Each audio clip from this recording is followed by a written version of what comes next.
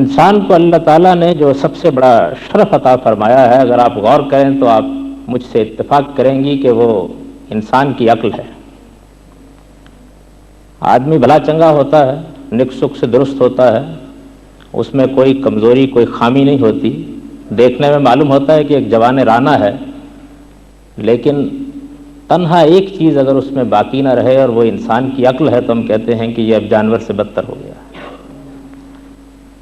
یہ عقل انسان کی قدم قدم پر رہنمائی کرتی ہے، وہ اس کی روشنی میں چیزوں کو دیکھتا ہے، ان کا تجزیہ کرتا ہے، اس سے نتائج نکالتا ہے، ان نتائج کو مرتب کرتا ہے، اس سے علوم اور فنون کی تشکیل کرتا ہے، زندگی کے بے شمار حقائق دریافت کرتا اور انسان کے لیے بہت سی سہولتیں پیدا کرتا ہے۔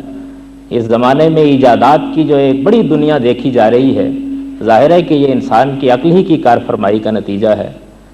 دنیا نے فکر میں، فلسفے میں، سائنس میں، علوم میں، فنون میں، ادبیات میں جو دریافتیں کی ہیں وہ معمولی نہیں ہیں، اور اگر ایک لفظ میں یہ بتایا جائے کہ وہ کس چیز کی کرشمہ سازیاں ہیں تو آپ کہیں گی کہ عقل ہی کی کرشمہ سازیاں ہیں۔ انسان کی یہ عقل ایسی غیر معمولی چیز ہے، اس میں کوئی شک نہیں ہے کہ یہ چراغ راہ ہے، اس سے روشنی ملتی ہے، آدمی دنیا کے معاملات کو اس کے ذریعے سے حل کرتا ہے، اس میں کوئی شک نہیں ہے، کوئی شخص اس سے اختلاف نہیں کر سکتا۔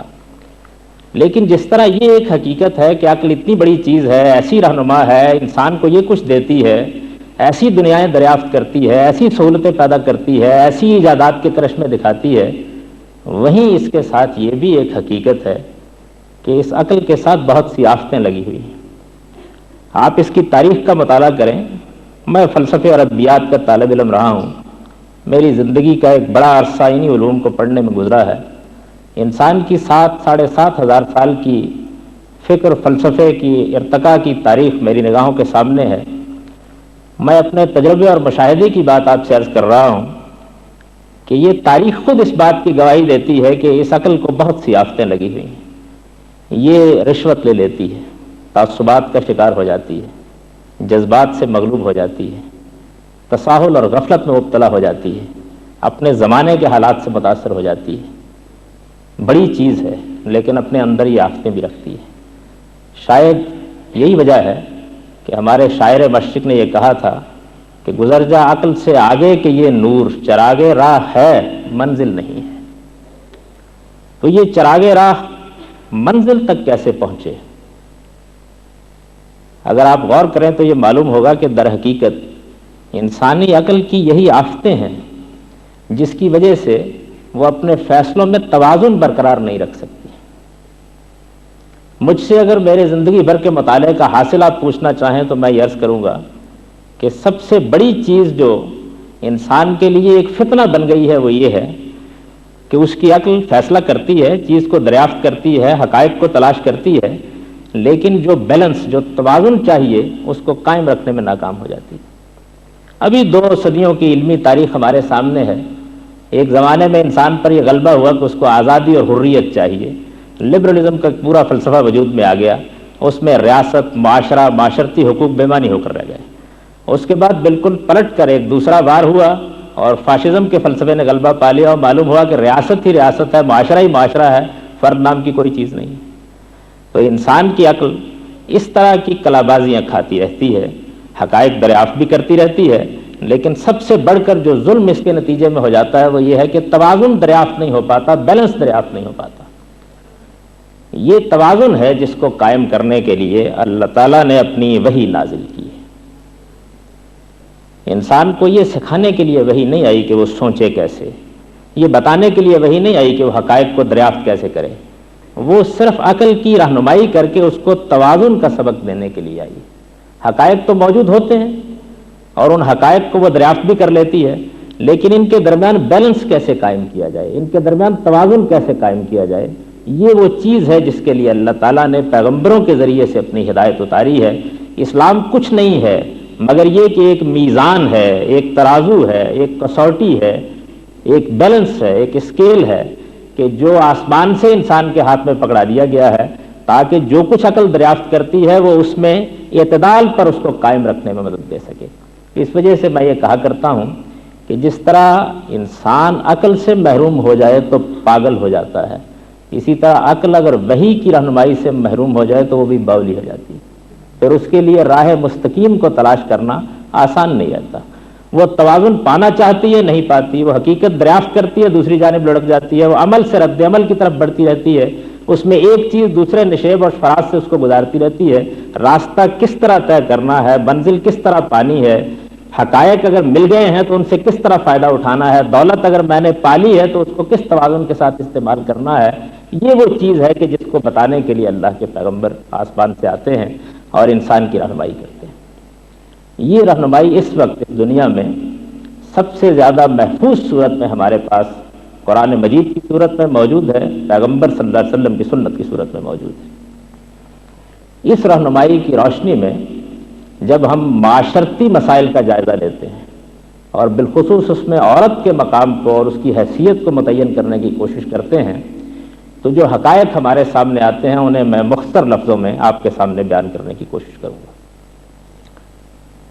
اسلام میں عورت بھی انسان ہے، مرد بھی انسان ہے۔ انسان ہونے کے اعتبار سے دونوں میں کوئی فرق نہیں، دونوں ایک ہی آدم و حوا کی اولاد ہیں، دونوں کو اسی مٹی سے پیدا کیا گیا ہے، دونوں کو ایک ہی نور یزدانی روح کی صورت میں ملا ہے، دونوں کی رہنمائی کے لیے اللہ تعالیٰ نے یکساں عقل دونوں کو دی ہے، دونوں اس دنیا میں آتے ہیں تو ایک مقصد لے کر آتے ہیں، دونوں کو یہاں کچھ عرصہ آزمائش پہ بسر کرنا ہوتا ہے، دونوں ایک دن دنیا سے رخصت ہو جاتے ہیں، دونوں کو ایک دن خدا کے حضور میں باریاب ہونا ہے، دونوں کو جو کچھ یہاں انہوں نے کیا اس کا حساب دینا ہے، دونوں کے ساتھ یکساں معاملہ ہونا ہے، دونوں کے لیے جنت ہے، دونوں کے لیے جہنم۔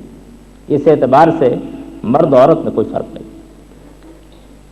جب کسی مسلمان کے گھر میں اولاد ہوتی ہے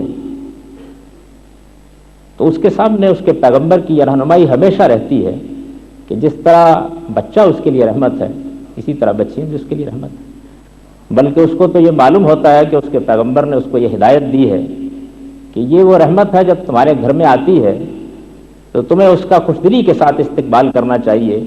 تم نہیں جانتے کہ اگر تم اس کی صحیح تربیت کرو گے، اس کی صحیح تعدیب کرو گے، اس کو زندگی کے حقائق کا صحیح علم دو گے تو وہ انسانیت کی تشکیل میں آگے جو کردار ادا کرے گی اس کا کیا اجر تم کو یہاں ملے گا اور کیا اجر تم کو آگے ملے گا۔ تو ظاہر ہے کہ ایک مسلمان اسلام کی روشنی میں اپنے بچوں کا استقبال جب وہ دنیا میں آتے ہیں تو اسی جذبے کے ساتھ کرتا ہے اور اسی جذبے کے ساتھ اس کو کرنا چاہیے۔ اس کے بعد بچپن اور لڑکپن کی زندگی شروع ہوتی ہے، دونوں کو تربیت ملنی چاہیے، دونوں کو باپ کی شفقت ملنی چاہیے، دونوں کو ماں کا سایہ ملنا چاہیے، دونوں کو ایک خاندان ملنا چاہیے۔ اس اعتبار سے ظاہر ہے کہ ان کے درمیان میں کسی فرق کو اسلام روا نہیں رکھتا، جائز نہیں رکھتا، انسان کو اس کی اجازت دینے کے لیے تیار نہیں ہوتا کہ وہ ادنا درجے میں بھی کوئی فرق اس پہ قائم کرے۔ شعور کی عمر پہنچ جاتی ہے، تعلیم کا معاملہ ہے، مرد بھی حق رکھتا ہے کہ وہ تعلیم پائے، عورت بھی حق رکھتی ہے کہ تعلیم پائے، دین کو بھی سمجھے، دنیا کو بھی سمجھے، اپنے ذوق کے مطابق تعلیم پائے، اپنے رجحانات کے مطابق تعلیم پائے، اپنی صلاحیت کے مطابق تعلیم پائے، جو چیزیں اس کو دنیا میں کرنی ہیں ان کے لحاظ سے اپنی تربیت کرے، یہ اس کا حق ہے، یہ حق اس کو اس کے پروردگار نے دیا ہے، دنیا کا کوئی معاشرہ یہ حق اس سے نہیں چھین سکتا۔ اور اس اعتبار سے بھی اگر آپ غور کیجئے تو مرد عورت کے درمیان اسلام نے کوئی تفریق روا نہیں رکھی۔ رسول اللہ صلی اللہ علیہ وسلم نے فرمایا ہے کہ طلب العلم فریضۃ علی کل مسلم و مسلمہ، علم حاصل کرنا ایک ذمہ داری ہے اور یہ ذمہ داری مرد پر بھی عائد ہوتی ہے اور مسلمان عورت پر بھی اسی طریقے سے عائد ہوتی ہے۔ شعور کی عمر کو پہنچ جانے کے بعد، کچھ تعلیم سے بہرہ یاب ہونے کے بعد جب شباب کا عالم آتا ہے تو سب سے بڑا مسئلہ یہ ہوتا ہے کہ اس دنیا میں اللہ تعالیٰ نے جو قانون بنا رکھا ہے اس کے تحت ایک مرد و عورت کو اکٹھے رہنے کے لیے انتخاب کرنا ہوتا ہے۔ اس انتخاب کے معاملے میں بھی ادنا درجے میں کوئی تفریق روا نہیں رکھی گئی، آخری فیصلے کا اختیار جس طرح مرد کے پاس ہے اسی طرح عورت کے پاس۔ اس میں کوئی شک نہیں کہ اس کو یہ تعلیم دی گئی ہے کہ وہ اپنے والدین کی رضامندی حاصل کرنے کی کوشش کرے، یہ تعلیم دی گئی ہے کہ وہ خاندان کو خاندان کی حیثیت سے تشکیل دینے کی کوشش کرے، یہ تعلیم دی گئی ہے کہ وہ اپنے ماحول کو، اپنی ضروریات کو، اپنی معاشرت کو سامنے رکھ کر فیصلہ کرے۔ فیصلہ کرنے میں سب کی رضا حاصل ہونی چاہیے، سب کو خوش ہونا چاہیے، سب کو تعاون کرنا چاہیے، سب کی مدد رہنی چاہیے، لیکن فیصلے کا آخری اختیار کس کے پاس ہے؟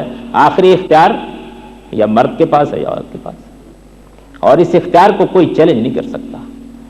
کسی اسلامی معاشرے میں اگر وہ بالکل ہی مکروہ نہ ہو گیا ہو تو یہ اختیار نہ کوئی مرد سے چھین سکتا ہے نہ کوئی عورت سے چھین سکتا ہے۔ یعنی یوں نہیں ہے کہ مرد تو اپنی مرضی سے انتخاب کرتا ہے اور یہ حق خاتون کو حاصل نہیں ہے، جس طرح اس کو حاصل ہے اسی طرح اس کو بھی حاصل ہے۔ جس طرح کسی تجویز، کسی پرپوزل کا انکار کر دینے کا حق اس کو حاصل ہے اس کو بھی حاصل ہے۔ آپ نے دیکھا ہوگا کہ اگرچہ یہ چیز ہمارے معاشرے میں بہت رسمی سی ہو گئی ہے، لیکن بہرحال قانون کا وہ تقاضا اب بھی پورا کیا جاتا ہے کہ جب تک رضامندی حاصل نہیں کر لی جاتی اس وقت تک دو بول نہیں پڑے جا سکتے۔ تو مرد و عورت کے درمیان اس اعتبار سے بھی اسلام نے کوئی فرق نہیں کیا ہے، وہ آزادانہ انتخاب کرتے ہیں، اپنی رائے دیتے ہیں، اپنا نقطہ نظر بیان کرتے ہیں۔ اگر کسی چیز کو ماننا چاہتے ہیں تو مانتے ہیں، انکار کرنا چاہتے ہیں تو انکار کر دیتے ہیں۔ ان کو معاشرے کا لحاظ رکھنے کی تعلیم دی گئی ہے۔ یہ تعلیم جس طرح عورت کو دی گئی ہے اسی طرح مرد کو دی گئی ہے۔ جیسے مرد سے کہا گیا ہے کہ وہ زندگی کا یہ بڑا فیصلہ کرتے وقت اپنے والدین کی رضامندی کو ملحوظ رکھے، اپنے گھر کو دیکھے، اپنے معاشرے کو دیکھے، اسی طرح عورت سے یہ کہا گیا ہے کہ وہ ان سب چیزوں کا لحاظ کرے، لیکن آخر میں فیصلہ کس نے سنانا ہے؟ وہ مرد نے بھی اسی طرح سنانا ہے، عورت نے بھی اسی طریقے سے سنانا ہے۔ اس کے بعد آپ کی وہ زندگی شروع ہوتی ہے جس زندگی میں ایک بیوی اور ایک شوہر کا تعلق وجود میں آتا ہے۔ اس تعلق سے ایک گھر بنتا ہے، ایک خاندان بنتا ہے۔ اس تعلق کے نتیجے میں نئی نسلوں کی پیدا ہوتی ہے، اس میں رشتے وجود میں آتے ہیں، ماں کے، باپ کے، بہنوں کے، بھائیوں کے، اور ذرا آگے عمر بڑھ جائے تو دادا کے، دادی کے، نانا کے، نانی کے، چچاؤں کے، ماموں کے، بہت سے رشتے وجود میں آتے ہیں۔ برادری پیدا ہوتی ہے، یہی برادری بڑھتے بڑھتے معاشرہ بن جاتی ہے، یہی معاشرہ اپنی تنظیم کرنا چاہتا ہے تو ریاست بن جاتا ہے۔ یہ ایک مرد و عورت کے اس فیصلے سے سب کچھ وجود میں آ جاتا ہے۔ اس لحاظ سے وہ کوئی معمولی مرحلہ نہیں ہوتا اور کوئی معمولی فیصلہ بھی نہیں ہوتا، وہ محض ایک اقدام نہیں ہوتا، اس کے کچھ نتائج نکلتے ہیں۔ انسان کے اس دنیا میں ان معاملات کو دیکھنے کے دو طریقے ہیں۔ ایک طریقہ یہ ہے کہ وہ آدھے انسان کو دیکھے، یعنی اس کو بچپن میں دیکھ لے یا اس کو جوانی میں دیکھ لے یا اس کو بڑھاپے میں دیکھ لے۔ ایک طریقہ یہ کہ پورے انسان کو دیکھا جائے۔ پورے انسان کو اگر آپ دیکھیے تو آپ کے اوپر یہ بات بالکل واضح ہو جائے گی کہ وہ عین عالم شباب سے آسمان سے ٹپک کر کھڑا نہیں ہو جاتا اور بالکل اپنی جوان ہمتوں کے ساتھ دنیا سے رخصت نہیں ہو جاتا، بلکہ ایک بالکل بے جان لوتھڑے کی شکل میں وجود میں آتا ہے۔ اپنی بات بھی نہیں کہہ سکتا، اپنی ضرورت بھی نہیں پوری کر سکتا، اس کو کچھ ہاتھوں کی ضرورت ہوتی ہے کہ لپک کر اس کو اٹھائیں، اس کو آغوش کی ضرورت ہوتی ہے جس کو پناہ دے، اس کو شفقت کی ضرورت ہوتی ہے جس کو حاصل رہے۔ وہ تو اپنی ضرورت کی چیزیں بھی خود اٹھ کر نہیں اٹھا سکتا۔ ایک بے جان بچہ آپ کے ہاتھ پہ ہوتا ہے، کم و بیش بے جان، جس کے لیے نہ اٹھنا ممکن، نہ بیٹھنا ممکن، نہ اپنی ضرورتیں پوری کرنا ممکن، نہ اپنا مدعا بیان کرنا ممکن، نہ اپنی رضامندی دینا ممکن، نہ انکار کرنا ممکن۔ یہ صورتحال ہوتی ہے جہاں سے ہم اپنی زندگی کی ابتدا کرتے ہیں۔ اس کے بعد لڑکپن اور بچپن کے مراحل آتے ہیں جن میں ہماری عقل پختہ نہیں ہوتی، ابھی ہم فیصلے نہیں کر پاتے، ابھی چیزوں کو دیکھ نہیں پاتے، ابھی سمجھنے میں دقت ہوتی ہے، علوم و فنون کی دنیا بھی ہم پر نہیں کھلی ہوتی۔ پھر شباب کو پہنچ جاتے ہیں۔ بس یہ کوئی 15-20 سال کا زمانہ ایسا ہوتا ہے جس میں انسان اس غلط فہمی میں مبتلا ہو جاتا ہے کہ وہ بڑی چیز ہے، لیکن ابھی غلط فہمی پوری طرح قائم بھی نہیں ہوتی کہ بڑھاپے کے آثار نمودار ہونے شروع ہو جاتے ہیں، اور پھر بارہا آپ نے دیکھا ہوگا کہ وہی بچہ جس کو آپ نے ابتدا میں دیکھا تھا بڑی عمر کو پہنچنے کے بعد دوبارہ وجود میں آ جاتا ہے۔ جیسا بے بس پہلے ہوتا ہے ویسا ہی بے بس آخر میں ہوتا ہے، جیسا معذور پہلے ہوتا ہے ویسا ہی معذور آخر میں ہوتا ہے، جیسا ناسمجھ پہلے ہوتا ہے ویسا ہی ناسمجھ آخر میں ہوتا ہے۔ قرآن مجید نے بھی اس کو بیان کیا ہے کہ وہ زمانہ بھی آ جاتا ہے کہ لَا یعلم من بعد علم شیئا، کہ آدمی سب کچھ جاننے کے بعد پھر کچھ بھی نہیں جانتا اور وہ ایک بے جان سی چیز بن کر اس دنیا سے رخصت ہو جاتا ہے۔ یہ انسان ہے۔ جب انسان یہ ہے اور پورا انسان یہ ہے تو آپ مجھ سے اتفاق کریں گی کہ پھر اس کے لیے جو معاشرہ وجود میں آنا چاہیے وہ خاندان کی بنیاد پر وجود میں آنا چاہیے۔ بس یہیں سے اسلام کا اور مغربی تہذیب کا فرق قائم ہوتا ہے۔ وہ انسان کو عالم شباب میں دیکھتے ہیں اور ہم انسان کو بچپن سے لے کر بڑھاپے تک دیکھتے ہیں۔ اگر انسان بچپن سے بڑھاپے تک زندگی گزارنے کے لیے مجبور ہے اور ایسا ہی ہے اور واقعہ یہی ہے، تو پھر آپ مانیں گی نا کہ اس کو باپ چاہیے، مانیں گی نا کہ اس کو ماں چاہیے، مانیں گی نا کہ اس کو گھر چاہیے، مانیں گی نا کہ اس کو خاندان چاہیے، یہ مانے گی نا، یہ مانے گی نا کہ بڑھاپے کے زمانے میں پھر اس کو اپنے پوتے اور پوتیاں اور نواسے اور نواسیاں چاہیے، مانے گی نا کہ کوئی سہارا دینے والا چاہیے، کوئی اٹھانے والا چاہیے، کوئی اس وقت کی مصیبتوں کو جھیلنے والا چاہیے، یہ چاہیے نا پھر سب کچھ۔ یہ کون سی چیز دے سکتی ہے؟ کیا کوئی اولڈ ہاؤس دے سکتا ہے؟ کیا کوئی ریاست دے سکتی ہے؟ کیا کوئی معاشرہ دے سکتا ہے؟ کیا کوئی تنظیم دے سکتی ہے؟ یہ واقعہ ہے کہ اگر انسان کے سارے جذبات کا لحاظ کیا جائے اور سارے احساسات کا لحاظ کیا جائے اور ساری ضرورتوں کا لحاظ کیا جائے تو یہ چیز صرف خاندان دے سکتا ہے اور کوئی بھی نہیں دے سکتا۔ یہ ماں دیتی ہے، باپ دیتا ہے، بھائی دیتے ہیں، بہنیں دیتی ہیں۔ جو شفقت، جو محبت، جو جذباتی تسکین اس خاندان سے ملتی ہے، اس کا کوئی متبادل ایجاد نہیں ہو سکا، اس کا کوئی متبادل ایجاد نہیں ہو سکتا، اس کا کوئی متبادل تلاش نہیں کیا جا سکتا۔ تو خاندان کی ابتدا کون کرتا ہے؟ ایک مرد و عورت کرتے ہیں اپنے اس فیصلے سے کہ ہم کو اکٹھے رہنا ہے۔ اسی وجہ سے دنیا کے جو عمرانیات کے سوشیالوجی کے ماہرین ہیں وہ اس بات پر متفق ہیں کہ یہ خاندانی حقیقت میں اسٹیٹ کا بنیادی یونٹ ہے، ریاست کی پہلی اکائی یہی خاندان ہے۔ یہ خاندان درست ہے تو معاشرہ درست ہے، اس خاندان کی بنیادیں ٹھیک ہیں تو معاشرے کی بنیادیں ٹھیک ہیں۔ یہ وہ دیوار ہے کہ اگر اس میں ٹیڑھ واقع ہو جائے تو تا ثریا میربت دیوار کا پھر آسمان تک دیوار ٹیڑھی آتی ہے۔ یہیں سے سب کچھ ہوتا ہے۔ اس وجہ سے جب ازدواج کا رشتہ پیدا ہوتا ہے، شادی ہوتی ہے، بیاہ ہوتا ہے، تو اس کو محض ایک معاملہ محبت کے طور پر مغرب نے دیکھا ہے، محض ایک معاملہ محبت کے طور پر مغرب نے دیکھا ہے۔ اسلام نے اس کو انسانیت کی تشکیل کے ایک بنیادی ادارے کی حیثیت سے دیکھا۔ اب اس گھر کو منظم ہونا چاہیے، اب اس میں کسی کو سربراہ کار ہونا چاہیے، اب اس کے معاملات کسی قاعدے پر چلنے چاہیے، اب اس کے مزاج کی حفاظت ہونی چاہیے، رشتے چاہیے، اگر رشتے چاہیے تو پھر عفت ہونی چاہیے، پاک دامنی ہونی چاہیے، حیا ہونی چاہیے۔ یہ ساری چیزیں خاندان کو وجود لانے کی ناگزیر ضرورتیں بن جاتی ہیں۔ خاندان نہیں ہے تو یہ سارا فلسفہ بالکل غلط ہے۔ پھر اطمینان کے ساتھ ایک مرد و عورت فیصلہ کریں، 2-4 سال اکٹھے گزاریں، اس کے بعد کوئی اور انتخاب کر لیں، کچھ فرق نہیں پڑتا۔ لیکن یہ پورے انسان کا دین نہیں ہوگا، پورے انسان کا مذہب نہیں ہوگا۔ پورے انسان کی ضرورتیں یہ ہیں جو میں نے آپ سے بیان کی ہیں، اور پورے انسان کی یہ ضرورتیں اب پاکیزہ فطرت ماں چاہتی ہیں، باحیا بہنیں چاہتی ہیں، خاندان کا مزاج چاہتی ہیں، بڑھاپے میں بھی ساتھ دینے والی خاتون چاہتی ہیں، یہ چاہتی ہیں۔ جب یہ سب چاہتی ہیں تو پھر ظاہر بات ہے کہ جو قانون شریعت کی صورت میں ہم کو دیا گیا ہے وہ اسی کی روشنی میں صحیح طریقے سے سمجھا جا سکتا ہے۔ میں اس کی موٹی موٹی باتیں آپ کے سامنے مختصر طور پر بیان کر دیتا ہوں۔ میاں اور بیوی جب اس زندگی کی ابتدا کرتے ہیں تو میں نے یہ عرض کیا کہ وہ ایک آزادانہ انتخاب ہوتا ہے۔ اس آزادانہ انتخاب کے موقع کے اوپر عورت یہ حق رکھتی ہے کہ وہ جو شرط چاہے منوا لے۔ وہ یہ حق رکھتی ہے کہ وہ یہ مطالبہ کرے کہ مجھے اتنا نان نفقہ دو گے تو میں تمہارے ساتھ زندگی بسر کروں گی۔ وہ یہ حق رکھتی ہے کہ یہ منوا لے کہ تم میری موجودگی میں کسی اور خاتون کے ساتھ شادی نہیں کرو۔ وہ یہ حق رکھتی ہے کہ وہ یہ منوا لے کہ تم اگر مجھے چھوڑو گے کبھی تو میری یہ فلاں اور فلاں ذمہ داریاں میری دنیا سے رخصت ہونے تک تمہیں ادا کرنی ہوں گی۔ ان میں سے حق رکھتی ہے۔ یہ حقوق اس کو خدا نے دیے ہیں، یہ حقوق اس کو خدا کے پیغمبر نے دیے ہیں۔ یہ الگ بات ہے کہ ہمارے ہم موجودہ معاشرے میں خواتین کو اس کا شعور نہیں ہوتا اور وہ اس موقع پر دو بول پڑھنا کافی سمجھتی ہیں، ان کو احساس نہیں ہوتا کہ ان کو اپنے حقوق کے تحفظ کے لیے بھی سوچ لینا چاہیے۔ یہ حقوق وہ ہیں کہ جن کا ظاہر بات ہے کہ معاشرے کی روایات کے لحاظ سے ہم مختلف وقتوں میں مختلف طریقوں سے لحاظ کر سکتے ہیں۔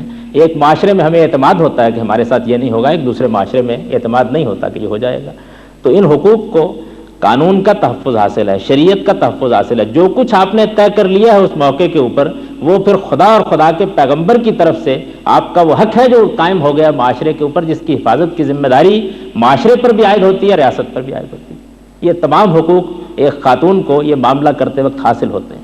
وہ جو چاہے اس وقت منوا لے، جس چیز پر چاہے قرارداد کر لے، جس چیز کو چاہے اپنے لیے موضوع سمجھے اور اصرار کرے کہ یہ مجھے حاصل ہونی چاہیے۔ وہ یہ کہہ سکتی ہے کہ میں تو گھر در کا کوئی کام نہیں کروں گی، میرے لیے الگ ایک ملازم یا ملازمہ کا بندوبست تمہیں کر کے دینا ہوگا۔ یہ کہہ سکتی ہے کہ میں تو الگ گھر لے کر رہوں گی، تمہارے والدین کے ساتھ رہنا میرے لیے ممکن نہیں۔ یہ کہہ سکتی ہے۔ میرا یہ مشورہ نہیں ہے کہ آپ یہ سب کہنا شروع کر دیں، لیکن میں یہ کہہ رہا ہوں کہ کہہ سکتی ہوں، یہ سب کہہ سکتی ہے۔ یہ حق اس کو دیا گیا ہے کہ وہ اپنی زندگی کے ایک معاہدہ کر رہی ہے، اس معاہدے کی وہ برابر کی فریق ہے۔ کوئی دوسرا آدمی اس کے اوپر حکومت کرنے کے لیے نہیں بلکہ اس کے ساتھ معاملہ کرنے کے لیے معاہدہ کر رہا ہے۔ اس معاہدے کے تحت ایک گھر کو وجود میں آنا ہے، خاندان کو وجود میں آنا ہے۔ وہ معاشرے کو دیکھ کر، حالات کو دیکھ کر جو مطالبہ چاہے اس موقع کے اوپر کر سکتی ہے اور اس مطالبے کو بنوا سکتی ہے، اور مطالبہ خدا و خدا رسول کے دیے ہوئے حق کے تحت بنوا سکتی ہے۔ اس مطالبے کو منواتے وقت کوئی دنیا کی طاقت بھی اس کا ہاتھ نہیں پکڑ سکتی، یہ اس کا حق ہے اور وہ یہ حق استعمال کرنے کا پورا اختیار رکھتی ہے۔ اس کے ساتھ ایک مرد و عورت کی زندگی کی ابتدا ہوتی ہے۔ اب جو گھر بنتا ہے، اس گھر کے اندر دو طرح کی چیزیں ہوتی ہیں۔ ایک چیز وہ ہے جس کو آپ موجودہ سیاست کی اصطلاح میں کہتے ہیں آئینی سربراہ، جس طرح کہ اس وقت ہمارے جو صدر مملکت ہیں پارلیمانی نظام میں، وہ ہمارے ملک کے آئینی سربراہ ہیں، جیسے ملکہ برطانیہ، جزائر برطانیہ کی آئینی سربراہ ہیں، لیکن ایگزیکٹو کے تمام اختیارات وزیر اعظم کو حاصل ہیں۔ کم و بیش اگر قرآن مجید کی تعلیمات کو سامنے رکھا جائے تو یہی صورتحال وہ یہ چاہتا ہے کہ گھر میں بھی قائم کر دی جائے۔ اپنی خلقی صلاحیتوں کی وجہ سے، اپنی ذمہ داریوں کی وجہ سے مرد کو اس نے آئینی سربراہ قرار دیا ہے اور تمام انتظامی اختیارات عورت کے سپرد کر دیے۔ یہی چیز ہے اس کو قرآن نے بیان کیا کہ الرجال قوامون علی النساء۔ یہ نظم اگر قائم ہو جائے اور اس کے بعد یا اس سے پہلے کوئی خاتون یہ سمجھتی ہے کہ اس کو معاش کی جدوجہد کرنی ہے، اسلام اس میں کوئی رکاوٹ نہیں ڈالتا۔ وہ کاروبار کر سکتی ہے، ملازمت کر سکتی ہے، وہ اپنے لیے آزادانہ معاش کا بندوبست کر سکتی ہے، جو کچھ کماتی ہے اس کی تنہا مالک ہو سکتی ہے۔ ان میں سے کوئی چیز بھی نہیں جس پر اسلام نے کوئی قدغن لگائی ہے، ہرگز نہیں لگایا۔ ہاں ایک فرق کیا ہے، اور وہ فرق یہ کیا ہے کہ مرد پر معاش کی جدوجہد کرنے کی ذمہ داری ہے، عورت پر یہ ذمہ داری نہیں ڈالی۔ آپ اس کو قانون کی زبان میں یوں سمجھ لیجئے کہ اگر کوئی مرد نکھٹو ہے، کما کر نہیں لاتا، نان نفقے کا بندوبست نہیں کرتا، گھر میں پڑا رہتا ہے، تو اسلامی قانون اس کو طاقت سے مجبور کرے گا کہ وہ اپنی یہ ذمہ داری ادا کرے۔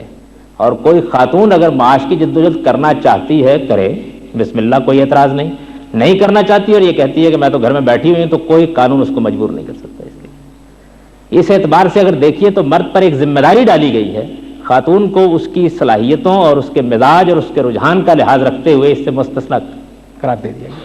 اس لیے معاملہ یوں نہیں ہے کہ اسلام آپ کو معاش کی جدوجہد کرنے سے روکتا ہے، معاملہ یوں نہیں ہے کہ وہ ملازمت کرنے میں رکاوٹ ڈالتا ہے، معاملہ یوں نہیں ہے کہ وہ آپ کو کاروبار نہیں کرنے دینا چاہتا۔ ان میں سے ہر چیز آپ کا حق ہے، یہ حق آپ کو خدا نے دیا ہے، خدا کے پیغمبر نے دیا ہے، لیکن آپ پر اس کی ذمہ داری نہیں ڈالی گئی، آپ اس کے لیے جواب دہ نہیں ہیں۔ مرد اگر معاش کی جدوجہد نہ کرے اور آپ کی ضروریات کو پورا نہ کرے اور گھر کی ذمہ داریوں کو نہ نبھائے اور باہر جا کر کام نہ کرے اور نکھٹو بن کر گھر میں بیٹھا رہے تو وہ قانون کا بھی مجرم ہے اور خدا کا بھی قیامت کے دن مجرم ہے۔ لیکن آپ سارا دن گھر میں بیٹھی رہیں اور ایک دن کا بھی توڑ کر نہ دیں تو آپ کے اوپر کوئی ذمہ داری نہیں۔ معاشی لحاظ سے آپ کہہ سکتی ہیں کہ مساوات ہونی چاہیے، لیکن اسلام مساوات کے لفظ کو نفرت کی نگاہ سے دیکھتا ہے۔ مساوات ایک بےمانی لفظ ہے جو زمین کے اوپر بےمانی مقاصد کے لیے وجود میں ہے۔ مساوات کا مطلب یہ ہے کہ ہر ایک کو ایک لاٹھی سے ہانک دیا جائے۔ اسلام نے یہاں مساوات نہیں قائم کی، مرد پر ذمہ داری ڈالی ہے، اسے ذمہ دار ٹھہرایا ہے، عورت پر یہ ذمہ داری نہیں ڈالی، البتہ اس کو پورا حق دیا ہے، وہ جو چاہتی ہے کر لے۔ آپ کو معلوم ہے کہ اسلام کی جو پہلی خاتون ہیں ان کا بہت وسیع کاروبار تھا، بلکہ ان کے شوہر جو خدا کے پیغمبر ہوئے بعد میں، وہ ان کے کاروبار ہی کے نگران کی حیثیت سے ان کے ساتھ متعلق ہوئے تھے۔ بہت بڑا کاروبار تھا، بہت وسیع کاروبار تھا۔ ابتدائی دعوت کے زمانے میں رسول اللہ صلی اللہ علیہ وسلم کی تمام تر معاشی ذمہ داریاں انہوں نے اٹھائے رکھی ہیں، انہی کا مال ہے، انہی کی دولت ہے جس پر رسول اللہ صلی اللہ علیہ وسلم نے اپنے ابتدائی زمانے میں بہت کچھ فائدہ اٹھایا ہے۔ بعد میں بھی مسلمان خواتین جب زندہ اور بیدار مسلمان معاشرہ تھا تو بہت کچھ مالی معاملات میں اپنے آپ کو ترقی دیتی رہی ہیں۔ کبھی اسلام نے، کبھی اسلامی معاشرے نے اس معاملے میں رکاوٹ نہیں ڈالی۔ اسلام اور اسلامی معاشرے کو آپ اپنے گرد و پیش کے معاشرے پر قیاس نہ کیجئے، یہ تو ہندوانہ روایات کا معاشرہ ہے۔ اس وجہ سے یہاں جو کچھ ہوتا رہا ہے اس کی کوئی ذمہ داری اسلام پر عائد نہیں ہوتی۔ اسلام اپنے سنہری دور میں یہ حق دیتا رہا ہے، اس حق کو قائم اس نے رکھا ہے، اور آپ کو معلوم ہونا چاہیے کہ اس زمانے میں اگر کوئی مرد ان ذمہ داریوں کو پورا نہیں کرتا تھا تو عدالت کے کٹہرے میں ہوتا تھا۔ خاتون کو یہ تحفظ دیا گیا ہے کہ وہ اپنی مرضی سے کوئی معاشی جدوجہد کرنا چاہے تو کرے، لیکن اسے اس کے لیے مجبور نہیں کیا جا سکتا، نہ یہاں مجبور کیا جا سکتا ہے، نہ قیامت میں ذمہ دار ٹھہرایا جا سکتا ہے، وہ اس معاملے میں بری ذمہ ہے۔ معاشی معاملات کے بعد اب جب گھر کی زندگی شروع ہوتی ہے تو اس گھر کی زندگی میں معاشرتی تقاضے پیدا ہوتے ہیں۔ آپ کو کسی سے ملنا ہے، جلنا ہے، آنا ہے، جانا ہے، اٹھنا ہے، بیٹھنا ہے، آپ کے گھر میں کچھ لوگوں کو آنا ہے، آپ کو کسی جگہ جانا ہے۔ اس طرح کے تمام معاملات میں آپ بھی اسی طرح آزاد ہیں جس طریقے سے مرد آزاد ہے۔ آپ بھی اپنا فیصلہ کیجئے، جہاں آپ کو جانا ہے جائیے، جو معاملہ کرنا ہے کیجئے۔ ہاں البتہ کچھ آداب اس معاملے میں بتائے گئے ہیں، وہ آداب میں آپ کے سامنے بیان کر دیتا ہوں۔ آپ جذبات سے الگ ہو کر سوچئے کہ کیا واقعی وہ آداب ہونے چاہیے یا نہیں ہونے چاہیے۔ پہلی بات یہ بتائی گئی ہے کہ خواتین جب گھر میں موجود ہوں اور ان کے قریبی اعزاء کے علاوہ کچھ لوگ اگر گھر میں آنا چاہیں تو وہ باہر سے اپنا تعارف کرائیں، وہ اجازت لیں، اگر ان کو اجازت دے دی جائے تو گھر تشریف لائیں۔ وہ آپ کے احباب بھی ہو سکتے ہیں، آپ کے شوہر کے، آپ کے بھائی کے دوست بھی ہو سکتے ہیں، وہ آپ کے اعزاء اقربا بھی ہو سکتے ہیں، وہ آپ کے ملنے ملانے والے بھی ہو سکتے ہیں، وہ عورتیں بھی ہو سکتی ہیں، وہ مرد بھی ہو سکتے ہیں۔ تو قرآن مجید یہ کہتا ہے کہ ان کو آتے وقت دستک دینی چاہیے، اپنا تعارف کرانا چاہیے۔ اگر گھر والے اجازت دے دیں تو اندر آنا چاہیے، اگر گھر والے اجازت نہ دیں تو دل میں کوئی تنگی محسوس کیے بغیر لوٹ جانا چاہیے۔ پہلی بات یہ ہے۔ اس کے بعد وہ دوسری بات یہ کہتا ہے کہ جس وقت مرد، اس طرح کے مرد یعنی قریبی اعزاء کے علاوہ کوئی مرد، دوست احباب یہ گھر میں آئیں تو دو چیزوں کا لحاظ مردوں کو کرنا چاہیے، تین چیزوں کا لحاظ خواتین کو کرنا چاہیے۔ مردوں کو گھر میں آتے وقت اپنے لباس کے بارے میں محتاط ہو جانا چاہیے۔ شاید اس کا صحیح تصور آپ یہاں نہ کر سکیں، لیکن دیہاتی زندگی میں تو ہوتا ہے کہ ایک لنگوٹی باندھی ہوئی ہے اسی طرح چلے آئے۔ عرب کے معاشرے میں بھی یہ چیز بہت تھی، تو قرآن مجید نے کہا کہ یحفظوا فروجہم، وہ اپنے لباس کے معاملے میں احتیاط کر کے گھروں میں داخل ہوں، اس لیے کہ اب ان کو بیویوں کے ہاں جانا ہے، وہاں بیٹھنا ہے، ملاقات کرنی ہے۔ اس موقع پر اپنے لباس کے بارے میں انہیں محتاط ہونا چاہیے، اس لباس میں حیا ہونی چاہیے، اس لباس میں حجاب کا احساس ہونا چاہیے، وہ لباس ایسا ہونا چاہیے کہ جس کو آپ ایک مہذب اور شریفانہ لباس کہہ سکیں، تو وہ اچھے لباس میں آئے۔ دوسری، مردوں کو یہ ہدایت دی گئی ہے کہ اس موقع پر وہ اپنی نگاہوں کو پست رکھیں، نگاہوں کو پست رکھیں، جس کو عربی زبان میں اور قرآن کی اصطلاح میں غض بصر کہتے ہیں۔ اس کے یہ معنی نہیں ہے کہ نگاہیں آپ زمین پر گاڑ لیں اور ٹھوکر کھا کے گر جائیں، اس کی یہ معنی نہیں ہے۔ اس کا مطلب یہ ہے کہ نگاہ میں حیا ہو، وہ نگاہ ہو کہ جو ایک بہن کے چہرے پر اٹھتی ہے، ماں کے چہرے پر اٹھتی ہے، اس نگاہ میں بے باکی نہ ہو، پستی ہو اس نگاہ میں۔ دوسری ہدایت یہ دی گئی ہے، یہ مردوں کو دونوں ہدایتیں دی گئی ہیں، یہی ہدایتیں عورتوں کو بھی دی گئی ہیں۔ ان سے بھی کہا گیا ہے کہ جس وقت ان کو احساس ہو کہ گھر میں کوئی اجنبی مرد آ رہے ہیں تو ان کو چاہیے کہ وہ اپنے لباس کے بارے میں محتاط ہو جائیں، ان کو چاہیے کہ وہ اپنی اندیشے کی جگہوں کی حفاظت کریں، ان کو چاہیے کہ وہ اس موقع کے اوپر یہ دیکھ لیں کہ وہ مہذب اور شائستہ لباس پہنے ہوئے یا نہیں پہنے ہوئے ہیں۔ دوسری ہدایت وہی دی گئی ہے جو مردوں کو دی گئی ہے کہ وہ بھی غض بصر سے کام لیں، ان کی نگاہیں بھی پست ہونی چاہیے، ان کے اندر بھی حیا ہونی چاہیے، ان کی نگاہ بھی وہ نگاہ ہونی چاہیے کہ جو ایک بھائی کے چہرے پر پڑتی ہے، ایک باپ کے چہرے پر پڑتی ہے۔ یہ غض بصر ہے۔ یہ دو ہدایات تو برابر برابر ہیں، جیسی عورتوں کو ہیں ویسی مردوں کو ہیں۔ عورتوں کے مخصوص نسوانی پہلوؤں کو ملحوظ رکھ کے ایک تیسری ہدایت ان کو زائد یہ دی گئی ہے کہ وہ اپنے بناؤ سنگار اور زینت کی نمائش نہ کریں، بناؤ سنگار اور زینت کی نمائش نہ کریں۔ لا یبدین زینتہن الا ما ظہر منہا۔ دیکھیے ایک چیز یہ ہے کہ زینت ہے، یہ نہیں کہا گیا کہ اتار کے رکھ دیں، یہ نہیں کہا گیا، نہیں، اس کی نمائش نہ کریں۔ اور بڑا فرق ہے نمائش کرنے میں اور بڑا فرق ہے زینت کرنے میں، دو باتوں میں بہت فرق ہے۔ ہر مہذب آدمی اس کا فرق محسوس کر سکتا ہے، لیکن نمائش نہ کریں ایک مجمل بات تھی، تو قرآن مجید نے اس کا طریقہ بتایا کہ وہ کس طریقے سے اپنی زینتوں کو چھپا لیں۔ اس نے یہ کہا کہ اپنے سر کی اوڑھنیاں وہ اپنے سینوں پر بھی اچھی طرح لے لیں، اور اگر پاؤں میں کوئی زیور پہنا ہوا ہے تو چلنے میں محتاط ہو جائیں۔ بس یہ وہ چیز ہے جس کو پردہ کہتے ہیں، یہی گھر کا حجاب ہے۔ اس کی تعلیمات سورہ نور میں، قرآن مجید کی سورہ نور میں اب جب چاہیں کسی آسان سے ترجمے سے پڑھ سکتی ہیں اور دیکھ سکتی ہیں۔ بس یہ باتیں ہیں جو کہی گئی ہیں۔ یہ وہ آداب ہیں جن کا لحاظ ایک خاتون سے اور خواتین کے ساتھ مردوں سے یہ تقاضا کیا گیا ہے کہ وہ میل ملاقات کے موقع پر ملحوظ رکھیں۔ یہ چند آداب ہیں، ایٹیکیٹس کہہ لیجیے ان کو، ایک مہذب معاشرے کے ایٹیکیٹس۔ اس کے بعد یہی وہ آداب ہیں جن کا لحاظ کر کے آپ گھر میں رہیں، یہی وہ آداب ہیں جن کا لحاظ کر کے آپ دفتر میں جائیں، یہی وہ آداب ہیں جن کا لحاظ کر کے آپ مدرسے اور اسکول میں جائیں، یہی وہ آداب ہیں جن کا لحاظ کر کے آپ ہسپتال میں کوئی ڈیوٹی دے رہی ہیں تو وہاں جائیں، یہی وہ آداب ہیں جن کا لحاظ کر کے آپ عام حالات میں جو معاشرتی سرگرمیاں کرتے ہیں ان میں شریک ہوں۔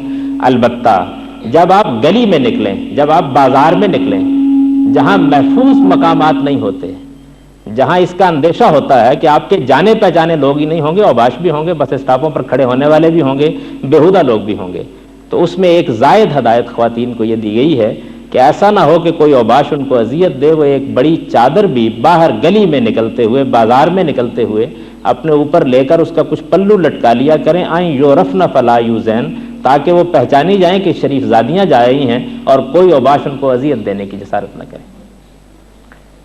اسلام میں جس چیز کو یا قرآن میں جس چیز کو حجاب یا پردہ کہا جاتا ہے وہ باہر اور اندر مل کر اس مقام پر مکمل ہو جاتا ہے، اس سے زائد کچھ بھی نہیں ہے۔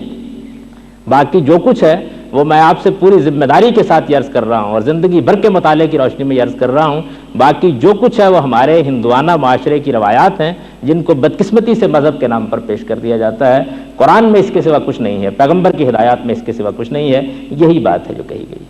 ان آداب کا لحاظ کرتے ہوئے آپ مسجد میں جائیں، نماز پڑھیں، آپ اپنی مسجدیں خود قائم کریں اور ان میں امامت کرائیں، آپ جمعے اور عیدین کے اجتماعات میں جائیں، آپ سماجی تقریبات میں شریک ہوں۔ ان آداب کا لحاظ کرتے ہوئے اسلام آپ کے اوپر کوئی پابندی عائد نہیں کرتا، کوئی پابندی عائد نہیں کرتا، بلکہ وہ یہ چاہتا ہے کہ ایسا ہو، اس حد تک چاہتا ہے کہ ایسا ہو کہ رسول اللہ صلی اللہ علیہ وسلم کے زمانے جب عید کا اجتماع ہوا تو آپ نے فرمایا کہ سب بیویوں کو وہاں آنا چاہیے، سب بیویوں کو وہاں آنا چاہیے۔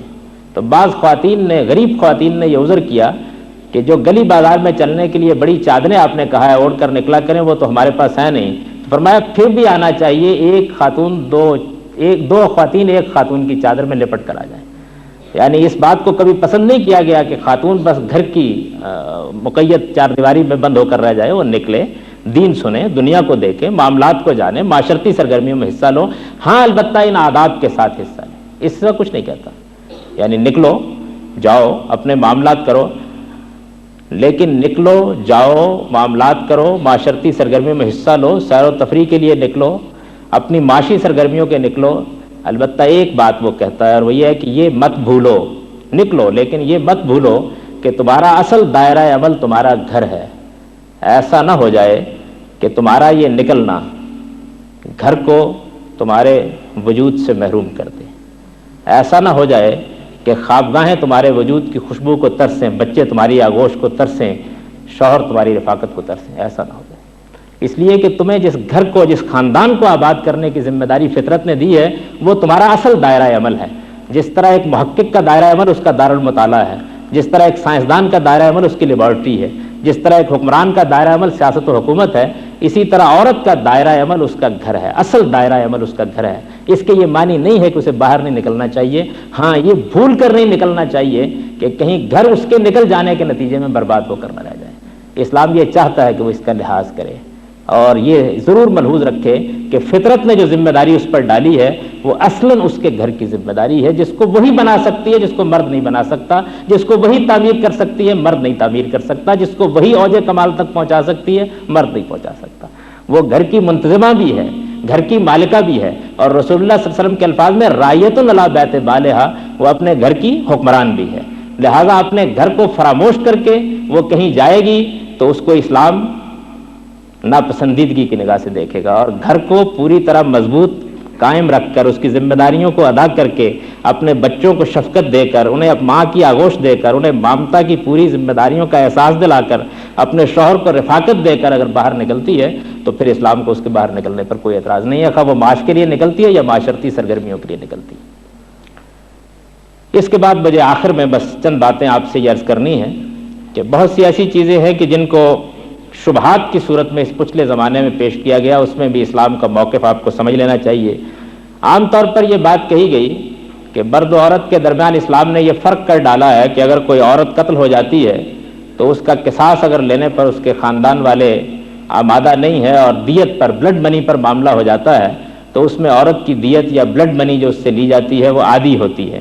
یہ محض افسانہ ہے، اس کی کوئی حقیقت نہیں۔ میں آپ کو پوری ذمہ داری کے ساتھ یہ بتاتا ہوں کہ اس معاملے میں اسلام کا قانون نہایت مہذب، نہایت اعلیٰ ہے، اور وہ قانون یہ ہے کہ اگر بلڈ منی پر دیت جس کو کہتے ہیں اسلامی اصطلاح میں کوئی معاملہ ہوتا ہے تو یہ معاشرے کا کام ہے کہ وہ یہ مقرر کرے کہ کیا دیت ہونی چاہیے، اور ہو سکتا ہے کہ کوئی معاشرہ عورت کی دگنی دیت پر بھی راضی نہ ہو، اور ایسا ہوا ہے بعض اوقات اسلامی معاشروں میں۔ اس وجہ سے یہ ایک محض لوگوں کا خیال ہے، جو خیال بہت پھیلایا گیا، بہت عام کیا گیا۔ یہی معاملہ قانون شہادت کے معاملے میں پیش آ گیا۔ جس طرح مرد گواہی دیتا ہے ایسے ہی خاتون گواہی دیتی ہے، جس طریقے سے وہ کسی واقعے کی گواہی کے لیے عدالت میں جا سکتی ہے اسی طریقے سے مرد جاتے ہیں۔ اس معاملے میں بھی اسلام نے کوئی فرق نہیں کیا، ان کے مابین ہرگز کوئی فرق نہیں کیا۔ معاملے کی صورت جو ہے اس کو بہت اچھے طریقے سے سمجھ لینا چاہیے کہ ہوا کیا ہے۔ قرآن مجید میں ایک آیت ہے اس آیت میں خواتین کی گواہی کا ذکر آیا ہے.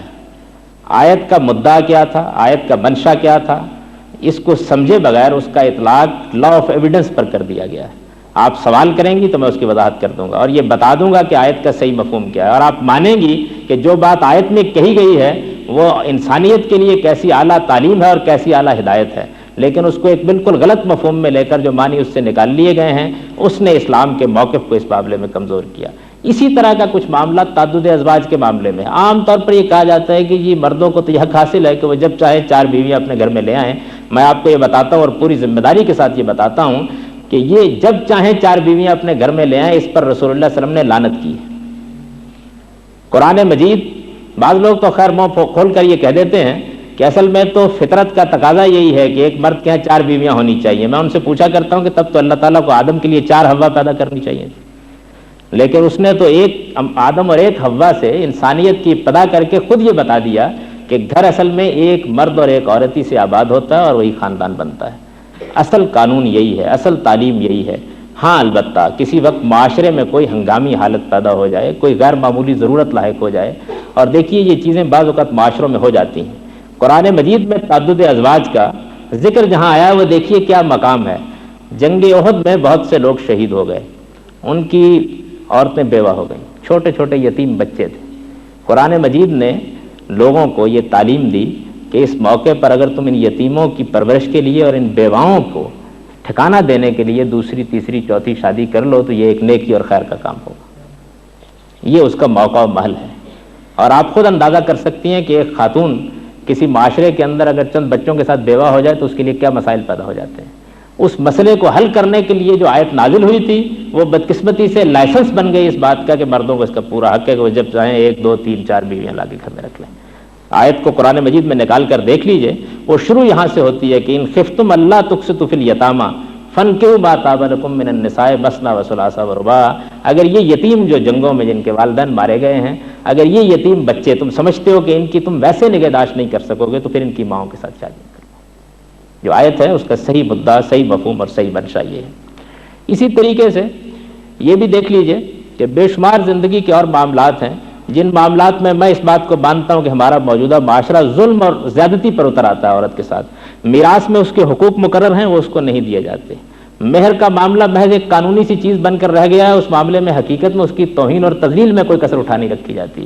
اسی ملک کے اندر بعض ایسے علاقے موجود ہیں کہ جہاں وہ بیچ دی جاتی ہے اور کوئی اس کا پرسان حل نہیں ہوتا. جھگڑے پڑ جاتے ہیں اور جھگڑوں کو چکانے کے لیے جس طرح دوسرے معاملات ہوتے ہیں ویسے ہی ایک خاندان کی عورتیں دوسرے خاندان کے سپرد کر دی جاتی ہیں. وہ بذا اوقات ساری زندگی اپنے والدین سے، اپنے رشتہ داروں سے ملنے کا حوصلہ نہیں پاتی، لیکن اس کی کوئی ذمہ داری اسلام پر عائد نہیں ہوتی. یہ اس معاشرے کی روایات ہیں. ان روایات کے خلاف آپ کو بھی جدوجہد کرنی ہے، ہم کو بھی جدوجہد کرنی ہے.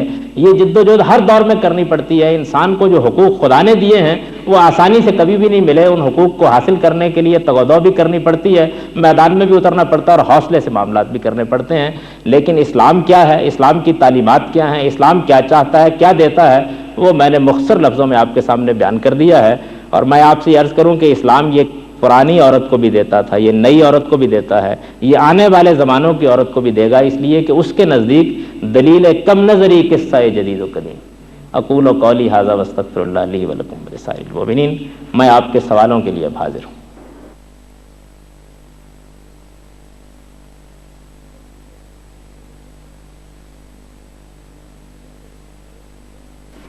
جیسا کہ آپ نے وٹنس کے بارے میں ابھی کہا، سنا ہے ایک کیس میں عورت کی 2 وٹنس ہونی چاہیے. کیا یہ اکارڈنگ ٹو اسلام ہے؟ اس کے بارے میں بتائیے. بیوی دیکھیے، یہ جو گواہی یا وٹنس ہوتی ہے اس کی 2 شکلیں ہیں. ایک صورت وہ ہے جس کو قانون کی زبان میں آپ واقعاتی شہادت کہتے ہیں، یعنی کوئی ڈاکہ پڑ گیا، کوئی چوری ہو گئی، کسی جرم کا ارتکاب ہوا ہے تو عدالت گواہ طلب کرتی ہے. ایسے موقعوں پر آپ مجھے یہ بتائیے کہ کیا عدالت اللہ تعالیٰ کے حضور میں یہ درخواست بھیجا کرے کہ ایسے موقع پر لازماً ایک مرد اور 2 عورتیں وہاں موجود ہونی چاہیے؟ ایسا تو نہیں ہو سکتا نا. اس موقع پر ہو سکتا ہے کہ ایک مرد کی گواہی قبول کر لی جائے، ہو سکتا ہے کہ ایک خاتون کی گواہی قبول کر لی جائے. آپ ذرا تصور کیجئے گھر میں ڈاکہ پڑا ہے، ڈاکہ ڈالنے والا پرانا ملازم ہے، سارے مرد مار دیے گئے ہیں، ایک خاتون سسکتی ہوئی باقی رہ گئی ہے، تو کیا اس کی گواہی رد کر دی جائے گی؟ کون سی عقل اس کو مانتی؟ اس وجہ سے یہ بالکل غلط بات ہے۔ جہاں تک واقعاتی شہادت کا تعلق ہے، اس میں یہ جج کی، قاضی کی ثوابدید پر ہے، اس کی رائے پر ہے۔ وہ چاہے تو مرد کی گواہی قبول کر لے، چاہے تو عورت کی گواہی قبول کر لے، چاہے تو بچے کی گواہی قبول کر لے۔ اور یہ بھی یاد رکھیے کہ ایسے موقعوں پر تو بسا اوقات بیل کی گواہی قبول کرنی پڑ جاتی ہے۔ آپ حیران ہوں گی، پاکستان کے جو مقدمات ہیں ان کی کتابیں مرتب ہوتی ہیں، اس میں ایک بڑا دلچسپ مقدمہ ہے۔ ایک جج صاحب کی عدالت میں ایک غریب مزارع نے، مزارع سمجھتی ہیں نا آپ، یعنی جو لوگ دیہات میں کھیتوں پر کام کرتے ہیں، تو ایک غریب کسان مزارع نے درخواست کی کہ جناب میرا بیل گاؤں کے چودھری نے چرا لیا ہے۔ جج صاحب نے کہا کہ بھائی گواہ آئیں گے، تو آپ دیکھیے کہ 60 آدمی گاؤں کے چودھری کے حق میں عدالت میں آئے، مرد 60 مرد عدالت میں آئے۔ انہوں نے قسم اٹھا کر یہ گواہی دی کہ یہ مزارع، یہ کسان جھوٹ بولتا ہے، یہ بیل تو چودھری صاحب ہی کا ہے۔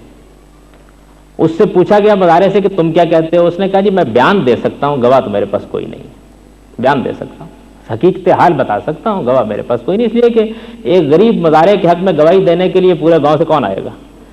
اس نے جب عدالت میں بیان دیا اور ساری تفصیل بتائی تو جج صاحب کو یہ اندازہ ہو گیا کہ یہ سچا ہے۔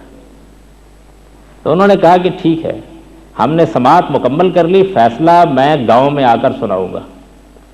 چنانچہ وہ گاؤں میں گئے، اور چونکہ ان کو یہ معلوم ہو گیا تھا مزارع کے بیان سے کہ یہ بیل اس کے گھر میں پیدا ہوا ہے، اس نے اس کو پالا پوسا ہے، یہ اس کے تھان پر بندھا رہا ہے، اور 60-70 دن پہلے چودھری صاحب نے یہ دیکھ کر کہ بہت اچھا پلا ہوا بیل ہے، اس کو اپنے کھاتے میں ڈال لیا ہے۔ وہ وہاں گئے، انہوں نے کہا بیل پیش کیا جائے۔ جب بیل آیا تو انہوں نے کہا اس کی رسی کھول دی جائے۔ جب رسی کھول دی گئی تو وہ مزارع کے تھان پر جا کر کھڑا ہو گیا۔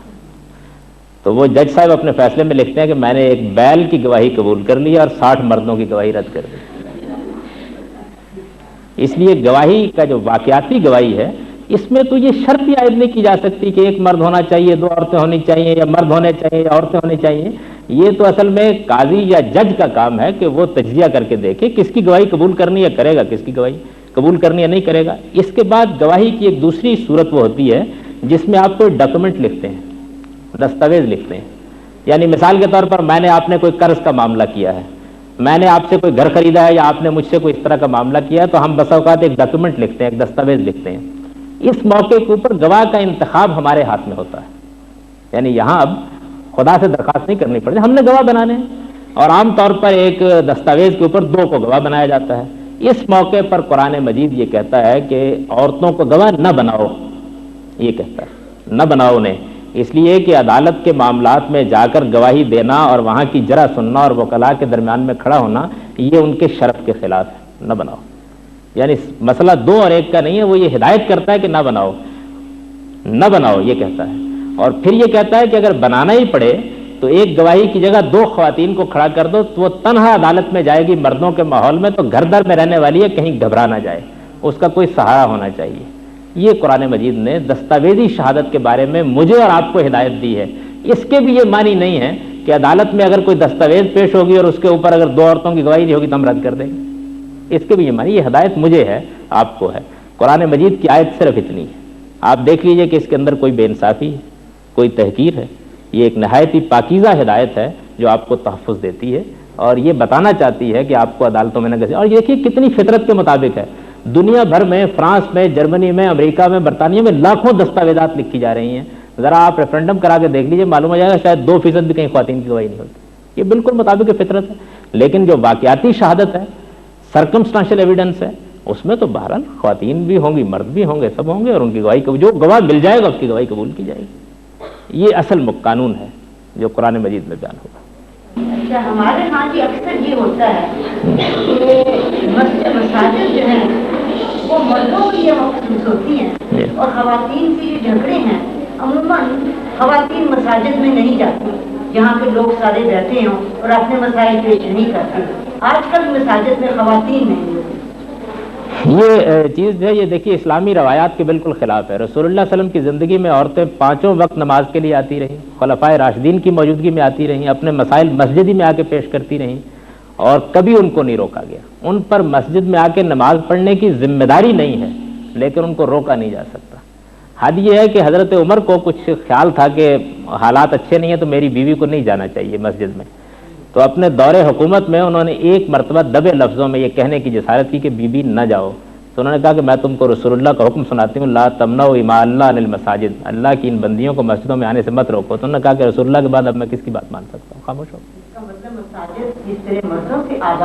ایسی خواتین سنی، بلکہ خواتین کے لیے الگ مساجد بنائی جا سکتی ہیں، وہ ان مسجدوں میں جا سکتی ہیں. وہ مردوں، آپ دیکھیے حرم میں، آپ حج کرنے کے لیے حرم سب سے بڑی مسجد ہے، کیا کوئی آدمی وہاں خواتین کا رستہ روکتا؟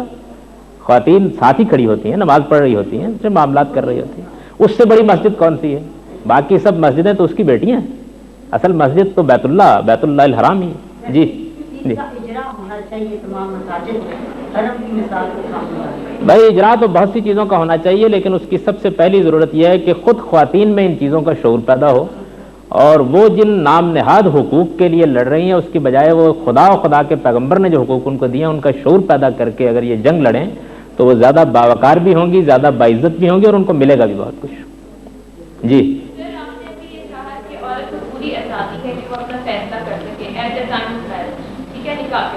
لیکن جہاں وہ پیرنٹس کسی سپورٹ ہی نہیں کرتے، پوچھنے کی زحمت ہی نہیں کرتے، اور جہاں جس طرح کر دیا پھر وہاں لڑکی کیا کرتی؟ موجودہ معاشرے میں تو میں نے آپ سے عرض کیا نا کہ ہمارے ہاں ہندوانہ روایات کی وجہ سے یہ حق خواتین سے کم و بیش چھین لیا گیا ہے، یعنی رسمی طور پر ان کے دستخط کرائے جاتے ہیں، ورنہ عام طور پر دیہات میں تو بالخصوص اس کی کوئی گنجائش نہیں.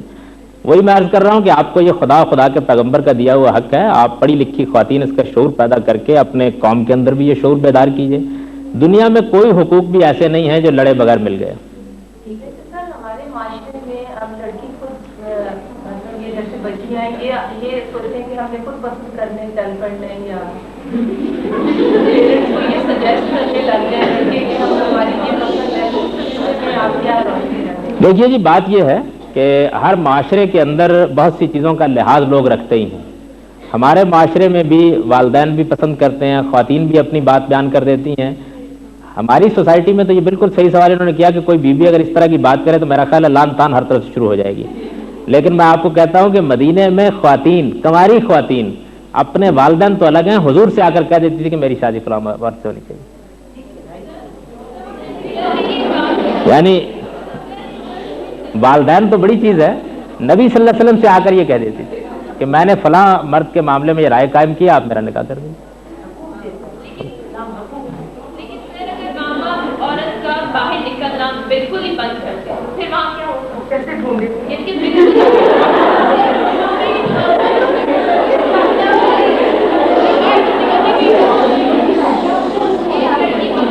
اگر آپ خاموش ہوں گی تو میں ان کی بات سن سکوں گا اور انہیں جواب بھی دے سکوں گا. اس کے دروازے بند ہے گھر کے لیے، ایک بالکل پنجرے کی طرح وہ بند ہے، اور اس کا نہ آنا باہر نہ جانا، اور پھر وہ کس طرح اپنے حق کے لیے لڑ سکتی ہے. بھی اگر میرے پاس حکومت ہوتی تو ان والدین کو پکڑ کے جیل میں ڈال دیتا.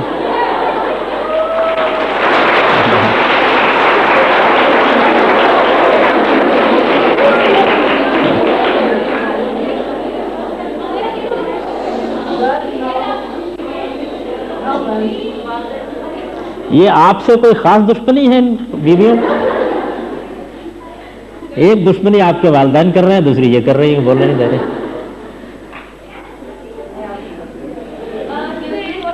آپ نے کہا تھا کہ عورت کو معاشی مطلب اکنامک کاموں میں آگے وہ آ کے کام کر سکتی ہے، تو پھر اسلام کی روح سے عورت کو یہ حق ہے یا یہ اس سے رائٹ ہے کہ اگر وہ گورنمنٹ کے معاملوں میں ایز رولنگ کہ رول کر سکتی ہے ایک صدر یا پرائم منسٹر، اس کے بارے میں اسلام کیا کہتے ہیں؟ دیکھیے جی، بات یہ ہے، آپ تشریف رکھیے، میں آپ کے سوال کا جواب دیتا ہوں. عورت زندگی کی ساری سرگرمیوں میں حصہ لے سکتی ہے، اس پر کوئی قدغن نہیں ہے، لیکن ہر منصب کے لیے کچھ میرٹس ہوتے ہیں، اس سے تو آپ اتفاق کریں گی نا. تو حکومت کس کو کرنی چاہیے، اس کے لیے کچھ صفات بیان کی گئی ہیں. وہ صفات یہ ہیں کہ حکومت کا مزاج ایسا ہے، حکومت کا مزاج ایسا ہے کہ ایک اسلامی ریاست کے حکمران ہی کو نہیں بلکہ کسی عام ریاست کے حکمران کو بھی وجاہت کا پیکر ہونا چاہیے، اس میں جلال ہونا چاہیے، اس میں شان ہونی چاہیے، اس میں حوصلہ ہونا چاہیے، اس میں عزم ہونا چاہیے، اس میں فیصلہ کرنے کی صلاحیت ہونی چاہیے، اسے پیسو نہیں ایکٹیو ہونا چاہیے، اسے نازک موقعوں کے اوپر رہنمائی دینی چاہیے. یہ صفات تو آپ مانتے نہ ہونی چاہیے. یہ اگر بیویوں میں ہیں تو اسلام کو کوئی اعتراض نہیں، حکمرانی کریں، اور اگر مرد میں ہیں تو پھر ظاہر ہے کہ انہیں کو حکمرانی کرنی ہوگی. اصل میں یہ صفات اور یہ اوصاف ہیں جو اسلام چاہتا ہے کہ ملحوظ رکھے جائیں. یعنی حکومت کا مزاج حسن نہیں چاہتا، جمال نہیں چاہتا، نفاست نہیں چاہتا، لطافت اور نزاکت نہیں چاہتا، قوت، حوصلہ، عزم، ہمت، استقلال چاہتا ہے. اور یہ چیز لازماً ہونی چاہیے. اگر حکمران ہی فرض کر لیجئے کہ بالکل ہی ایک نازک موقع کے اوپر بیٹھ گیا ہے تو کیا کر لیں گے ہم. اس وجہ سے آپ تو عورتوں کے بارے میں سوال کر رہی ہیں، میرا تو نقطہ نظر یہ ہے کہ بعض مرد بھی اس قابل نہیں ہوتے کہ وہ حکومت کر سکیں.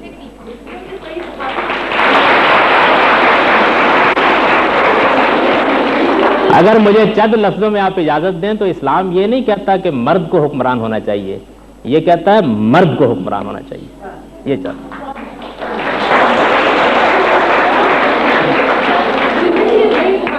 سر آپ نے کہا تھا کہ اگر ایک عورت ہے اس کا مرد دوسری جگہ پہ جا کے شادی کر لیتا ہے اور سر وہ عورت یہاں پہ، اور اگر آپ نے کہا تھا کہ وہ اعتراض کر سکتی ہے، عدالت میں جا سکتی ہے، سر اگر اس کا میاں اس کے اعتراض کو پسند نہیں کرتا ہے، اسے ذہنی طور پہ ٹارچر کرتا ہے، یا سر اسے عدالت میں سب لوگوں کے سامنے برا بھلا کہتا ہے کہ میں اس کو اس وجہ سے چھوڑ رہا ہوں، یہ ایسی ہے، یہ خراب ہے، یہ وہ، پھر ایسی حالت میں آپ کو کیا کرنا چاہیے؟ وہ علیحدگی اختیار کر سکتے اس طرح کے نامعقول آدمی. سر اگر اس کو سر لیکن اگر اس کو اتنا ذہنی ٹارچر ہوتا ہے کہ نہ اپنی باہر جا سکتے ہیں، نہ کسی کو اپنی کوئی بات کہہ سکتی ہے.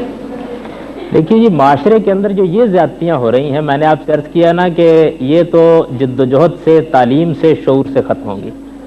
ہم جو کچھ کر سکتے ہیں وہ یہ ہے کہ اس شعور کو بیدار کرنے کی کوشش کریں. لیکن آپ تو دیہات کے معاملات سے زیادہ واقف نہیں ہوں گی. میں چونکہ پس منظر کے لحاظ سے ذمہ دار ہوں اور دیہاتی معاملات سے واقف ہوں، آپ اندازہ نہیں کر سکتی کہ وہاں کیا ظلم ہوتا ہے. بالکل اندازہ نہیں کر سکتی. یعنی شہروں میں تو پھر کچھ بہت صورتحال بہتر ہو گئی. سر ایک سوال ہے کہ کہتے ہیں اگر کوئی لڑکی بالغ ہو اور مطلب فوت ہو جائے اور اس کی شادی نہ ہوئی ہو تو جنازہ جائز نہیں ہوتا. کون بیوقوف یہ بات کرتے ہیں؟ یہ کیسی عجیب بات ہے.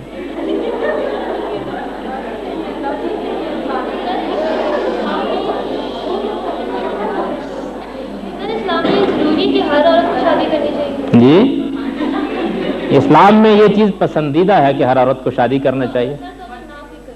نہ کوئی کرے تو وہ اپنی فطرت سے جنگ کرے گی، کرنا چاہے تو کر لے.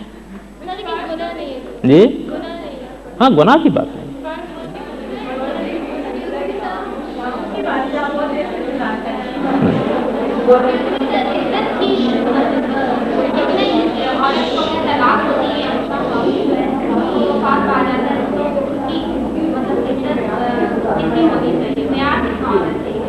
طلاق کی صورت میں تو میں نے عرض کیا نا کہ 3 مہینے ہیں کم و بیش، اور وفات کی صورت میں 4 مہینے 10 دن.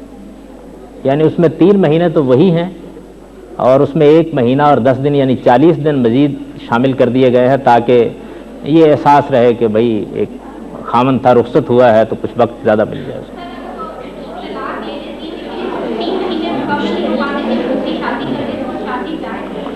وہ شادی تو جائز کر دی جائے گی، لیکن یہ خود یہ جو اس نے کام کیا ہے یہ خلاف قانون ہے، اس کو ایسا نہیں کرنا چاہیے. یعنی وہ پھر ایک عدالتی معاملہ ہے، وہ ہم سن لیں گے اور دیکھ لیں گے کہ ایسا کیوں کیا اس نے. اقول قولی ھذا واستغفر اللہ لی ولکم ولسائر المؤمنین.